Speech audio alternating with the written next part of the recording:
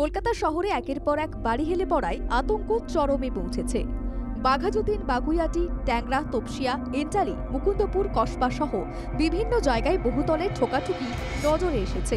ভূতত্ত্ববিদরা বলছেন, কংক্রিটের জঙ্গলে দ্রুত নামছে জলস্তর, আলগা হচ্ছে মাটির বাঁধন। মাটি যত দুর্বল হচ্ছে ততই বিপদের সম্ভাবনা বাড়ছে বলে সতর্কবার্তা দিয়েছেন ভূতত্ত্ববিদরা। এই অবস্থায় নির্দেশিকা জারি করে পুর ও নগরোন্নয়ন দপ্তর।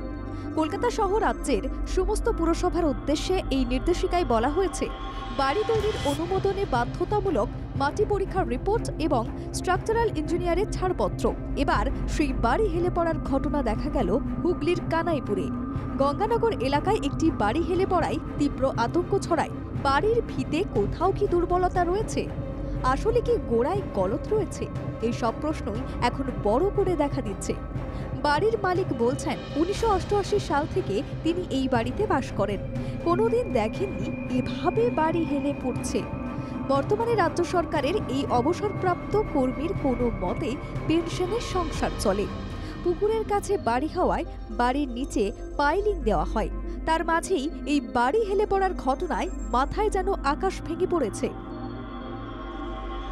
পুকুর ছেঁচার আগে আমাদেরকে কোনো কিছু জানাইও নি।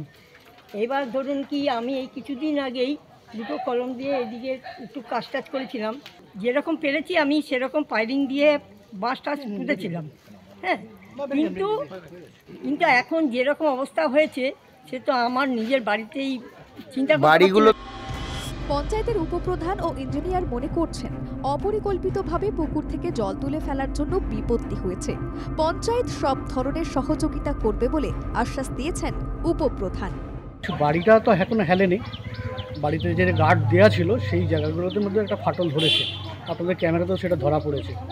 তো সঙ্গে সঙ্গে আমাদের লোকাল একজন ইঞ্জিনিয়ারকে ডাকি এবং আমার পঞ্চায়েতের ইঞ্জিনিয়ারকেও ডাকি। তারা পুরো ব্যাপারটা দেখে বাড়ির মালিক আছে তার সাথেও কথা বলেছে।